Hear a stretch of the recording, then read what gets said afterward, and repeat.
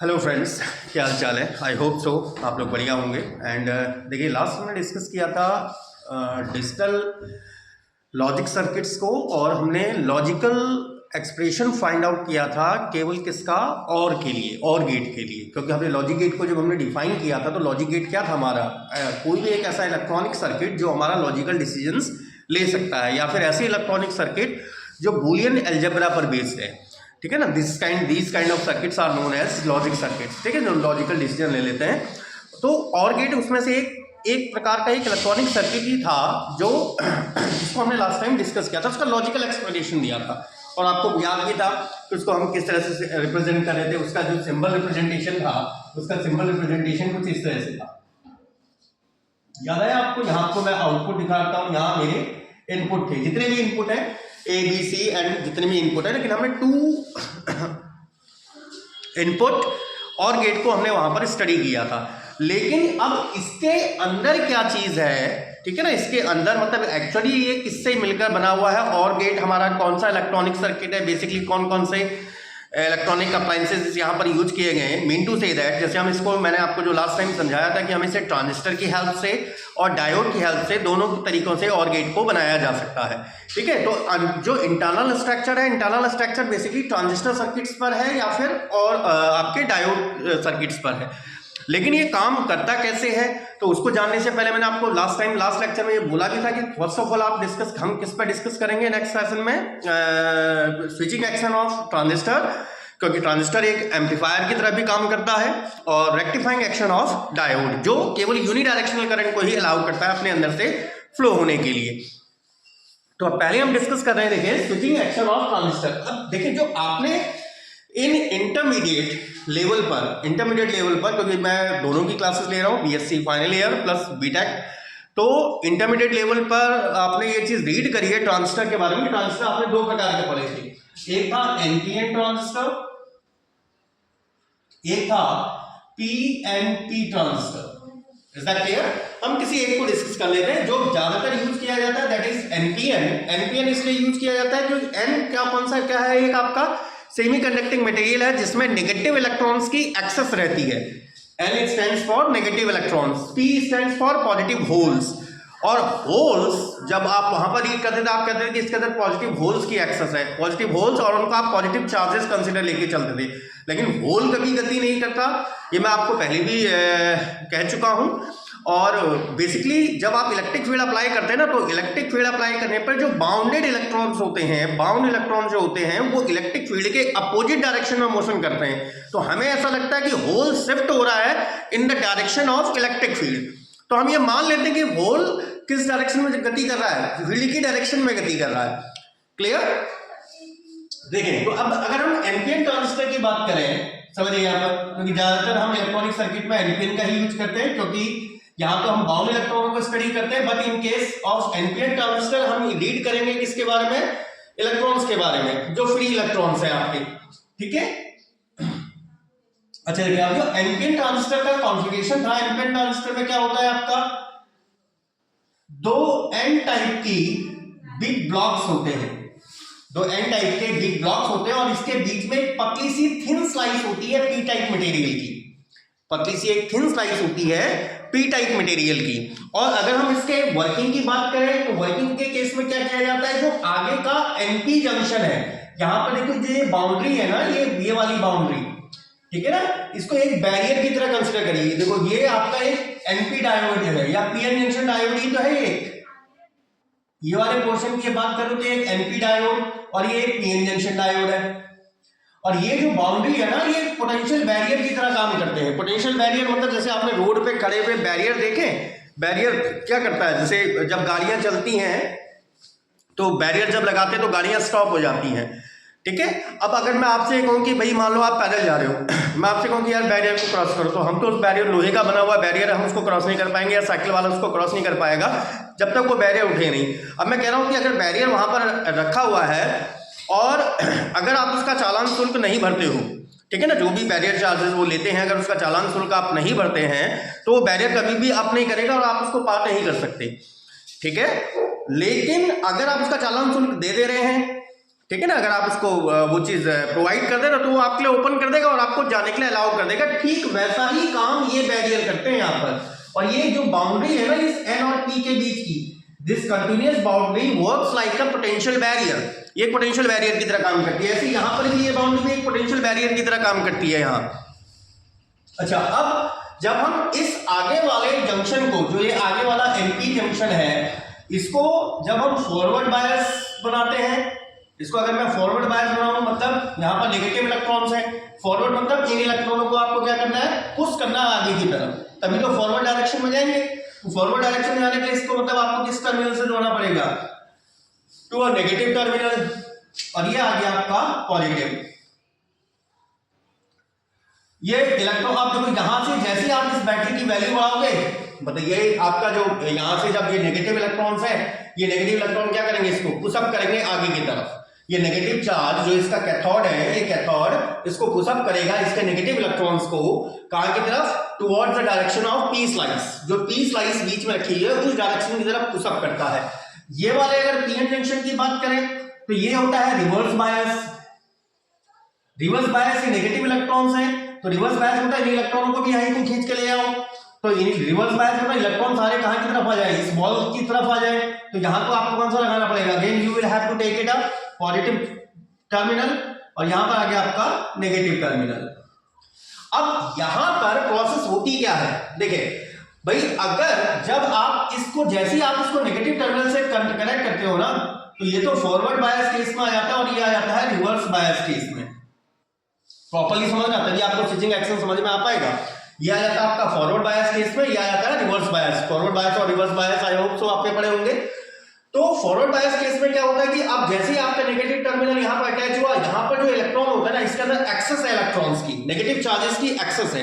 ऐसा नहीं कि इसके अंदर माइनॉरिटी नहीं है, माइनॉरिटीज होल्स हैं इसके अंदर, लेकिन एक्सेस किसकी है, नेगेटिव इलेक्ट्रॉनों की।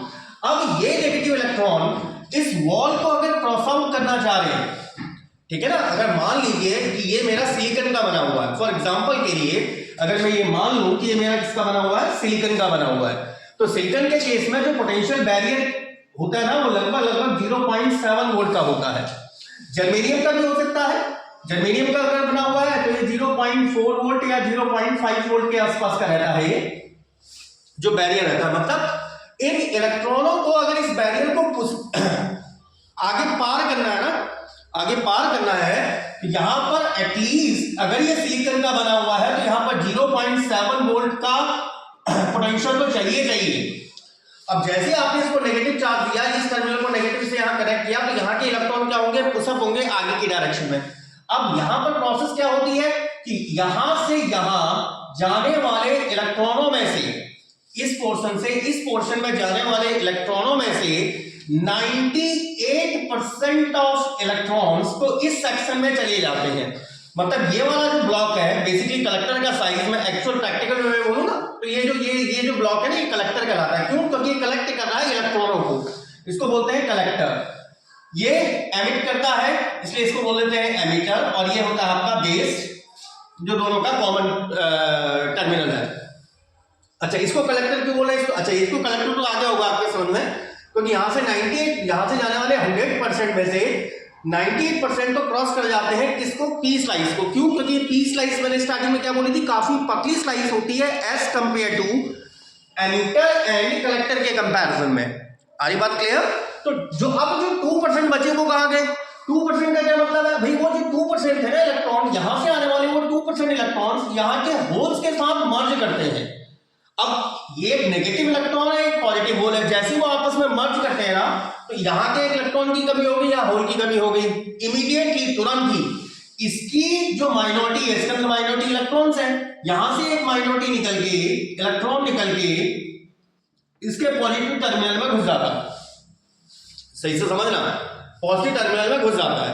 जैसे ही एक इलेक्ट्रॉन यहां से निकलता है ना, इसके नेगेटिव टर्मिनल से एक इलेक्ट्रॉन निकलता है और वो इस एमिटर में प्रवेश कर जाता है।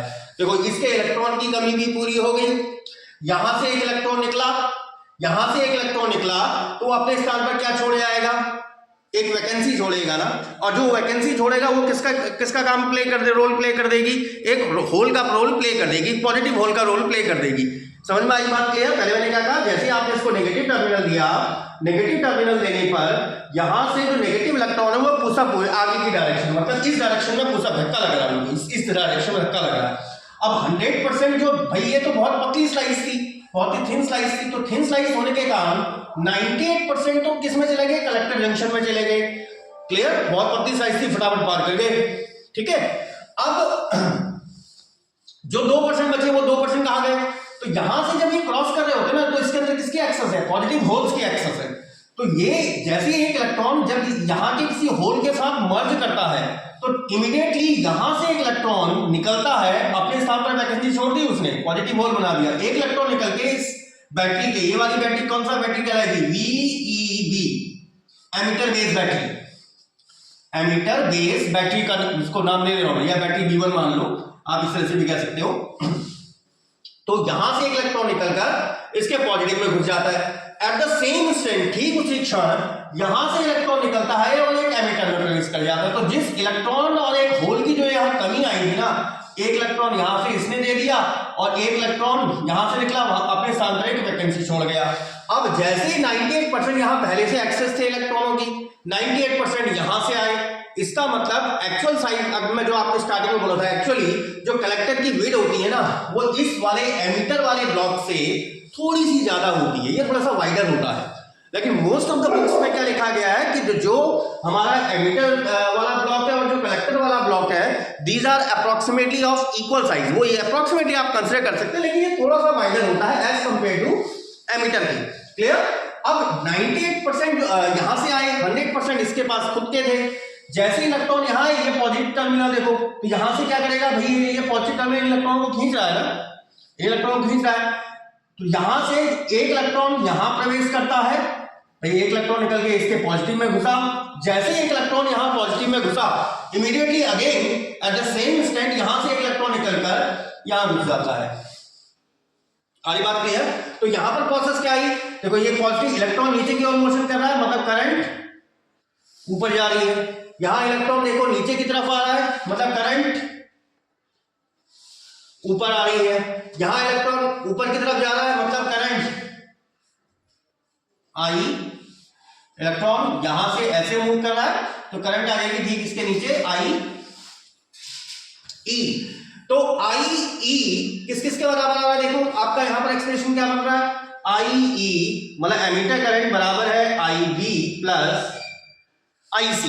लेकिन यहां पर ये बेस करंट है ना, ये बेस करंट बहुत ही मेन रोल प्ले करती है, क्योंकि हमने स्विचिंग एक्शन की बात करी है अभी। तो स्विचिंग एक्शन कहने का मतलब है, जो मैंने आपको बता रहा था कि यहां से इलेक्ट्रॉनों को इस बैरियर को पार करने के लिए, जो एक पोटेंशियल बैरियर, जो कंटिन्यूअस बाउंड्री दिख रही है ना आपको, जो ये कंटिन्यूअस बाउंड्री है between N and P, is that clear? अगर ये क्रिस्टल सिलिकॉन का बना हुआ है, तो इस बाउंड्री को पार करने के लिए इलेक्ट्रॉन, यहां जो पोटेंशियल E और B के बीच का जो पोटेंशियल डिफरेंस होना चाहिए, EB के बीच का, मतलब VEB should be greater then और इक्वल टू 0.7 वोल्ट का होना चाहिए। इससे अगर कम हुआ तो इलेक्ट्रॉन इस पी स्लाइस को पार ही नहीं कर पाएंगे, और अगर इस पी स्लाइस को पार नहीं कर पाएंगे, इसका मतलब इस कलेक्टर टर्मिनल से, इस टर्मिनल से कलेक्टर से एमिटर की तरफ कोई भी करंट फ्लो नहीं होने वाली। आई बात क्लियर? मतलब अगर इस VEB की value emitter to base terminal की value 0.7 volt in case of silicon, ठीक है, सिलिकॉन का अगर ये बना हुआ है, इससे अगर छोटी है, इससे अगर छोटी है, तो यहां से इलेक्ट्रॉन इस बेस को पार ही नहीं कर सकते, इसका, और ये बेस को पार नहीं कर पाएंगे। इसका मतलब उस केस में आप कलेक्टर को कितना ही कुछ बढ़ा लो यार, कलेक्टर टर्मिनल को कितना ही पोटेंशियल दे दो, ठीक है ना, एक लीकेज करंट आएगी मात्र, बाकी कोई लार्जर या मेन करंट जो कलेक्टर से एमिटर की तरफ जा रही है, कोई भी करंट फ्लो नहीं होती। इसीलिए यहां पर बेस को एक पोटेंशियल देना बहुत ही कंपलसरी होता है। Without giving any potential to the base terminal को बिना पोटेंशियल दिए हुए आप किसी भी कंडीशन में whatever the voltage is given to the collector terminal, collector को आपने चाहे कितना ही पोटेंशियल क्यों नहीं दिया, बताइए यहां आपने कितना ही पोटेंशियल क्यों नहीं दे दिया हो, लेकिन अगर यहां 0.7 वोल्ट से अगर कम है, मतलब if VEB is lesser than 0.7 volt in case of silicon की बात कर रहा हूं मैं, अगर इससे वैल्यू कम है तो आपका यहाँ के इलेक्ट्रॉन स्लाइस को ही पार नहीं कर पाएंगे, मतलब no main current, no collector current, no current flow from collector to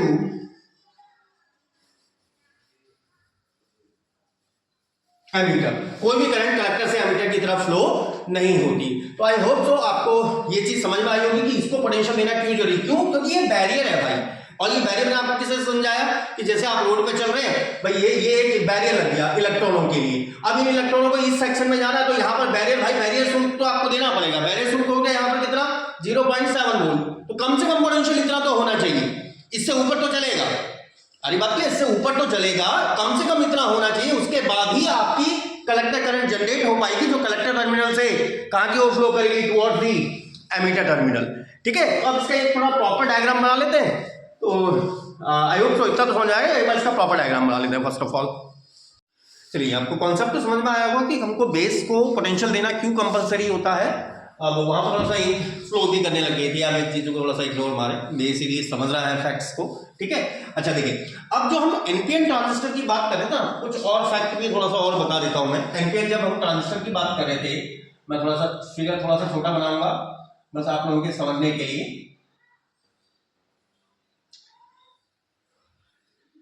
N P और ये एन, पहले वाले को हम फॉरवर्ड बायस बना रहे थे, तो इसके लिए इसको नेगेटिव टर्मिनल, इसको पॉजिटिव टर्मिनल से कनेक्ट कर दिया गया था।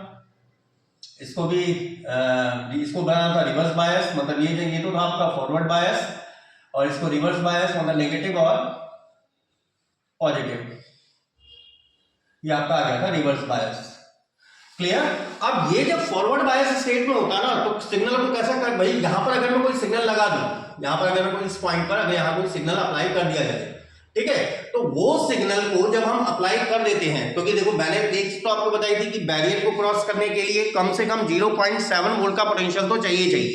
उससे ऊपर का होगा तो चलेगा, करंट आपकी आसानी से फ्लो करेगी, कहां से कहां, कलेक्टर से एमीटर की ओर। ये मैं इससे पिछले वाले डायग्राम में आपको बता चुका हूं।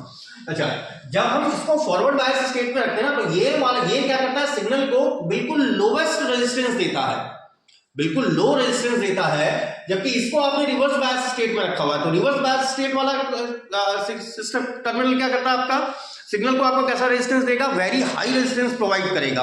अगर बहुत ज्यादा रेजिस्टेंस वो प्रोवाइड कर रहा है, इसका मतलब यहां जो वीक सिग्नल था, भाई यहां अगर करंट मेरी वीक थी, फॉर एग्जाम्पल के लिए अगर हम करंट की बात करें, करंट मेरी अगर वीक थी लेकिन रेजिस्टेंस भी लो था, मतलब वोल्टेज आपका जो करंट अगर मेरी आई वीक है, इस वाले टर्मिनल पे यहां मेरी आई वीक है, ठीक है, यहां पर रेजिस्टेंस भी नेग्लिजिबल मिल रहा है, मतलब वोल्टेज जो ड्रॉप होगा वो बहुत कम होगा, ठीक है ना, वोल्टेज ड्रॉप बहुत कम करेगा। लेकिन यहां क्या है, रेजिस्टेंस बहुत ज्यादा हो जा रहा है। अगर आर की वैल्यू यहां आने पर रेजिस्टेंस, भाई हाई रेजिस्टेंस देगा ये रिवर्स बायस, हाई रेजिस्टेंस देगा, तो आर की वैल्यू अगर बढ़ गई, अगर आर के स्थान पर आर मैक्स हो गया, मतलब वोल्टेज की वैल्यू क्या कर जाएगी आपके पास, ग्रो अप कर जाएगी। अरे बात क्या, आपके वोल्टेज की वैल्यू ग्रो अप कर जाएगी, मतलब एक वीक सिग्नल जो यहां इन टर्मिनल्स के बीच कहीं लगाया गया था, एग्जैक्टली है यहां पर कहीं लगाया गया था, तो उसको जब हम यहां आउटपुट पे प्राप्त करते हैं, कलेक्टर टर्मिनल पे प्राप्त करते हैं, तो आपको स्ट्रॉन्ग सिग्नल की फॉर्म में अपेयर होता है। मतलब ये ट्रांजिस्टर किसकी तरह काम कर रहा है, एज एन एम्पलीफायर की तरह भी काम करता है। यही चीज मैं आपको जो एक्सटर्नल चीज बताना चाह रहा था कि यहां तो आपका नेग्लिजिबल रेजिस्टेंस है, लेकिन यहां हाई रेजिस्टेंस है, जिसकी वजह से आपकी एक main current collector to emitter flow होने लगती है। अब मैंने देखो वही चीज लिखी है, आपने ऊपर से स्विचिंग एक्शन ऑफ ट्रांजिस्टर, उसके बाद लिखना यहां से स्टार्ट करना है क्या, इन the figure NPN transistor represented, एक एनपीएन ट्रांजिस्टर को मैंने रिप्रेजेंट किया हुआ है, और आपको यहां पर अगर करंट का डायरेक्शन याद है, ये आईसी थी, ये आईबी थी, और ये आई ई थी, मतलब एमीटर टर्मिनल से करंट बाहर को निकल रही थी। तो ये ट्रांजिस्टर एनपीएन ट्रांजिस्टर है, एमीटर से करंट बाहर की ओर निकल रही है, कलेक्टर टर्मिनल है, ये बेस टर्मिनल है, ये तो मैंने दो रेजिस्टर लगाए हुए हैं, सपोर्टिंग रेजिस्टेंसेस है। तो in the figure NPN transistor is presented and we know that the when NP junction in the left, ये एनपी जंक्शन ये जो मेरे लेफ्ट में है, इज दैट क्या, NP junction in the left is in forward bias, जब ये वाला फॉरवर्ड बायस हो, and PN junction in the right, और राइट साइड में कौन सा, पीएन जंक्शन मेरा राइट साइड में रिवर्स बायस स्टेट में हो, then the transistor provide a negligible resistance to the current और द सिग्नल। तो यहां पर जब हम कोई सिग्नल अप्लाई करते हैं तो ट्रांजिस्टर इसको कैसा रेजिस्टेंस देता है, एक नेग्लिजिबल रेजिस्टेंस देता है। सारी बात क्लियर। एक नेगेटिव रेजिस्टेंस प्रोवाइड करता है जिसके कारण and the main current start to flow in the transistor, जिस कारण एक मेन करंट फ्लो होने लगती है ट्रांजिस्टर में, कहां से कहां तक, from collector to emitter terminal. अब इसमें आ जाते हैं दो केस। पहला केस क्या, पहला केस वही अगर मैं बेस को कोई पोटेंशियल दूं ही ना, clear, base voltage emitter to base voltage को जीरो रख दूं, ठीक है ना,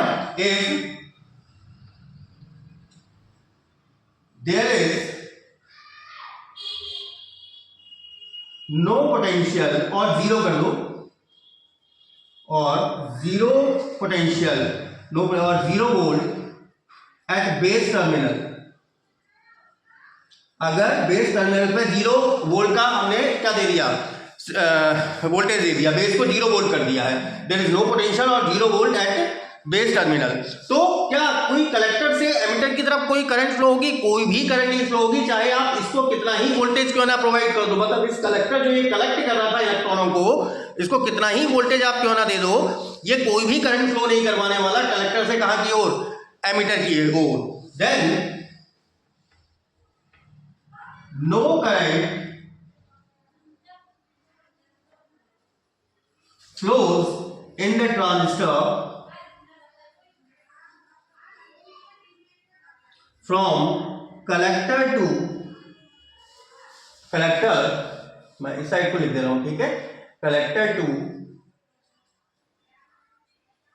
emitter, whatever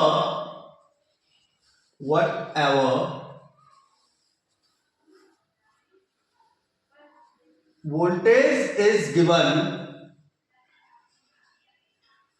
to collector terminal।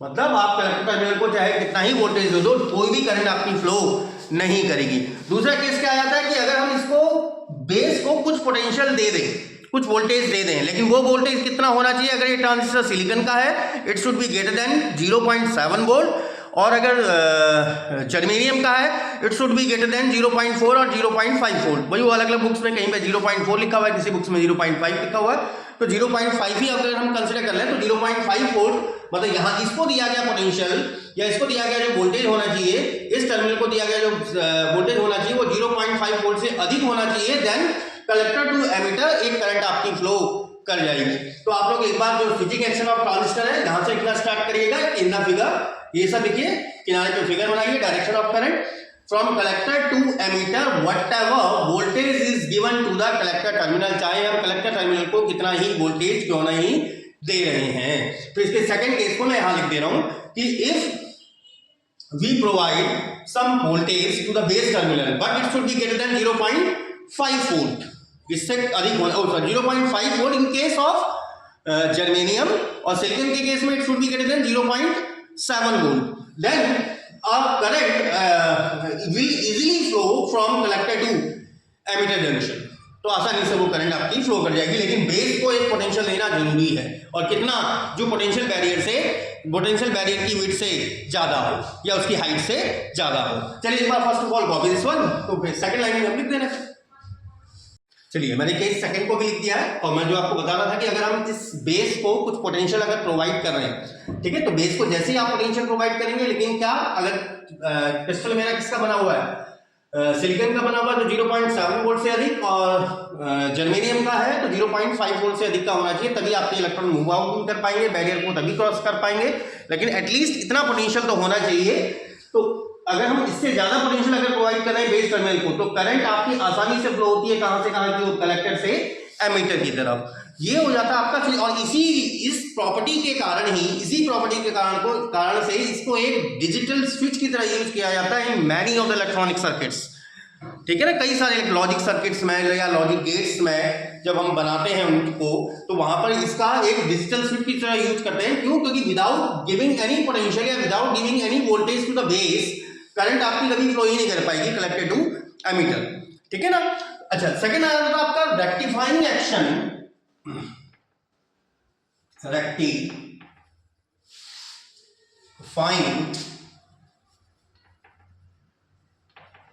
Action of diode. Diode मतलब हम पीएन जंक्शन डायोड की ही बात करें। अच्छा, पीएन जंक्शन डायोड को बेसिकली आप कैसे रिप्रेजेंट करते थे, याद है? ये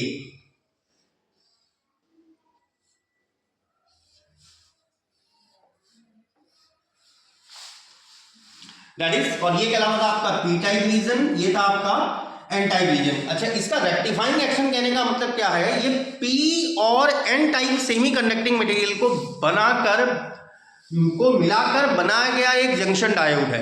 ये केवल एक ही डायरेक्शन में है, केवल करंट आपकी इसी डायरेक्शन में है, मतलब ये यूनिडायरेक्शनल करंट को ही अलाउ करता है मोशन के लिए। अगर ये फॉरवर्ड बायस स्टेट में है तो केवल एक ही डायरेक्शन में करंट फ्लो होती है, इस डायरेक्शन में, क्योंकि इलेक्ट्रॉन आपके एन टाइप रीजन से पी टाइप रीजन की ओर मूव करते हैं। ठीक है ना, जैसे अगर मैं पीएन जंक्शन डायोड की बात करूं तो आप ये सोचिए, थोड़ा सा समझना है इसे, तो मैं थोड़ा सा फिगर छोटा बना रहा हूं। मान लीजिए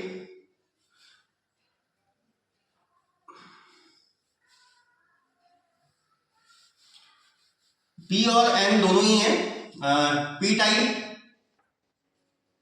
ये यहां तक पी टाइप मान ले रहा हूं मैं, और यहां तक ये पी टाइप है, यहां से लेके यहां तक, ठीक है, और ये एन टाइप है। अच्छा, पी टाइप वाले के अंदर क्या होते हैं, पी टाइप वाले के अंदर नेगेटिव एक्सेप्टर आयंस, ये नेगेटिव एक्सेप्टर आयंस है, और ये है पॉजिटिव होल्स। ये जो मैं अंडा बना रहा हूं ना, ये अंडे करके एरो करके दिखा रहा हूं, these are the positive holes, ये नेगेटिव एक्सेप्टर आयंस हैं। यहां पर पॉजिटिव डोनर आयंस हैं, और इनके साथ में है इलेक्ट्रॉन्स।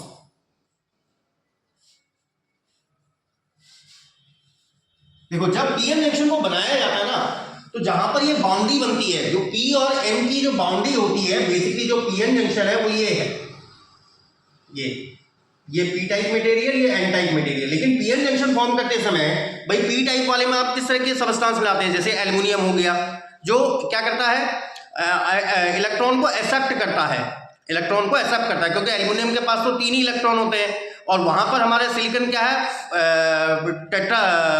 टेट्रावैलेंट है, एग्जैक्टली 4 उसके पास इलेक्ट्रॉन होते हैं। लेकिन अगर एल्युमिनियम उसको रिप्लेस कर रहा है, तो एल्युमिनियम अगर सिलिकॉन को रिप्लेस कर रहा है तो 4 की जगह 3 के साथ तो पेयरिंग हो जाती है, लेकिन एक जगह पे वैकेंट रह जाता है। तो ये एल्युमिनियम के जो आयंस हैं, ठीक है, तो एल्युमिनियम क्या है, एक्सेप्ट करता है इलेक्ट्रॉनों को, तो इसलिए ये क्या है, एक्सेप्टर आयंस है, ये एक्सेप्टर आयंस है, और ये पॉजिटिव होल्स हैं।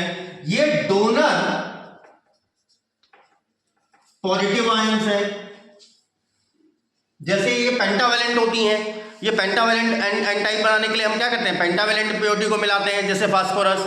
अब फास्फोरस अगर सिलिकॉन को रिप्लेस करेगा तो 4 तो बॉन्ड बना लेते हैं, एक फालतू इलेक्ट्रॉन रह जाता है, तो ये क्या करता है, डोनेट करता है वो इलेक्ट्रॉन को, वो जो डोनेटिंग इलेक्ट्रॉन होता है वो ये है। अब जब इसे आप फॉरवर्ड बायस बनाते हैं ना, तो जैसे अब आप पहले जब आपने जंक्शन बनाया, तो जंक्शन के समीप यहाँ ये वाला इलेक्ट्रॉन, और देखो मैंने यहाँ पर इलेक्ट्रॉन और यहाँ पर होल ही दिखाया हुआ है, तो ये तो जंक्शन बनाते समय ही मर्ज हो गए, मतलब इतनी तो डिप्लेशन पहले से ही जनरेट हो जाती है। ये यही इसी बैरियर की मैं बात कर रहा था, ये पोटेंशियल बैरियर जनरेट हो गया है, क्योंकि यहाँ पर देखो एक आंतरिक इलेक्ट्रिक फील्ड जनरेट हो रहा है, ये पॉजिटिव प्लेट की तरह, ये एक नेगेटिव प्लेट की तरह काम कर रही है, एक इंटरनल इलेक्ट्रिक फील्ड जनरेट होने लग गया है, एक आंतरिक इलेक्ट्रिक फील्ड जनरेट हो रहा है,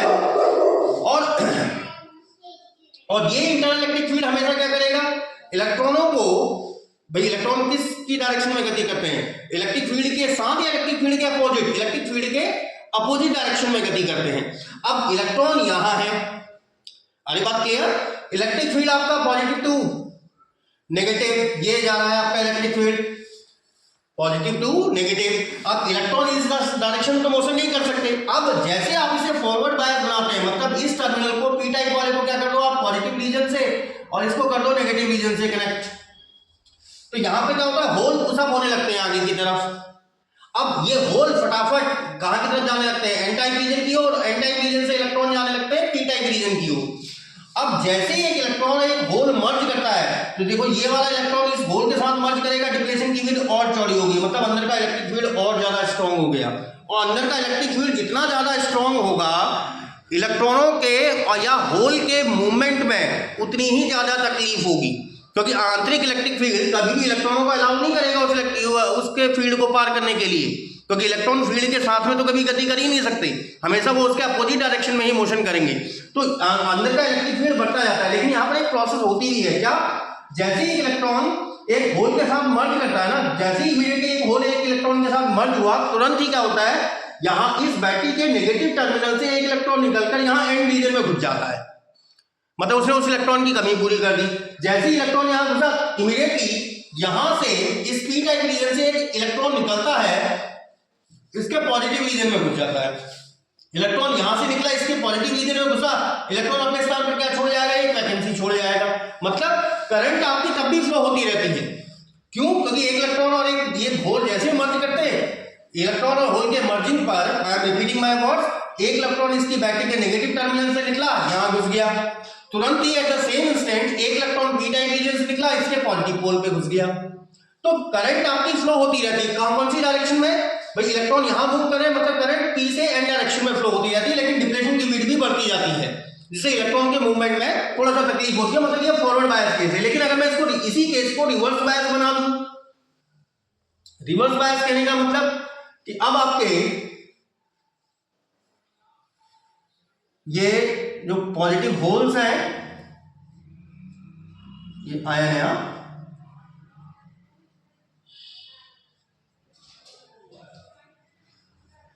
मैं थोड़ा छोटा छोटा बना रहा हूं, क्योंकि बाकी लंबा डिस्कशन इसमें करने से कोई फायदा नहीं है। रिवर्स बायस कहने का मतलब इन होलों को कर दो नेगेटिव और यहां दे दो पॉजिटिव। अब यहां पर क्या प्रोसेस होगी, ये सारे इलेक्ट्रॉन भाग के, देखो ये जो इलेक्ट्रॉन दिख रहे हैं ना, ये सारे इलेक्ट्रॉन भाग भाग के कहां पहुंच जाएंगे, ये दीवार के पास, यहां पहुंच जाएंगे। ऐसे ये होल भी सारे यहां से हटके ये दीवार के बिल्कुल पास में आ जाएंगे, ये सारे होल यहां आ जाएंगे इस किनारे पे, ये सारे ये होल है, ठीक है, ये होल सारे कहां जाएंगे इसका, मतलब अंदर तो डिप्लेशन इतना लंबा चौड़ा हो गया है। हाँ, ये माइनॉरिटी चार्ज कैरियर्स के मूवमेंट में हेल्प करता है, लेकिन माइनॉरिटी चार्ज इतने ज्यादा है नहीं कि करंट आपको एक एप्रिशिएबल करंट अमाउंट मिल जाए। मतलब जो पीएन जंक्शन डायोड है या फिर जिस डायोड की हम बात कर रहे हैं, वो पीएन जंक्शन डायोड केवल एक ही डायरेक्शन में करंट को फ्लो कराता है, दैट इज फॉरवर्ड डायरेक्शन। वो फॉरवर्ड डायरेक्शन में ही उस चीज को मूव कराएगा, ठीक है।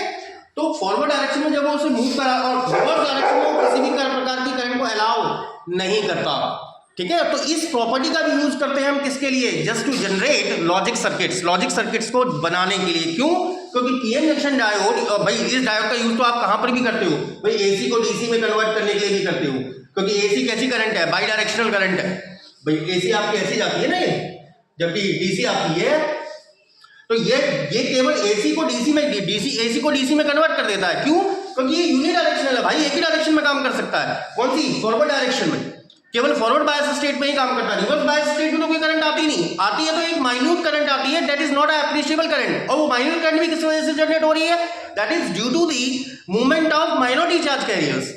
वो माइनॉरिटी चार्ज कैरियर्स के मूवमेंट के कारण जनरेट होती है, लेकिन माइनॉरिटी चार्ज इतने ज्यादा नहीं है कि that can generate a appreciable amount of current, एक एप्रिशिएबल अमाउंट ऑफ करंट को वो जनरेट कर पाए, ये इतने माइनॉरिटी चार्ज कैरियर्स नहीं होते इसके अंदर, क्लियर। तो इस प्रॉपर्टी का भी यूज किया जाता है किसके लिए, लॉजिक सर्किट्स को बनाने के लिए। और इन्हीं की हेल्प से नेक्स्ट जो हम अब डिस्कस करेंगे, that how to generate OR gate, how to generate the electronic circuit of an OR gate using transistor and using diodes, ठीक है।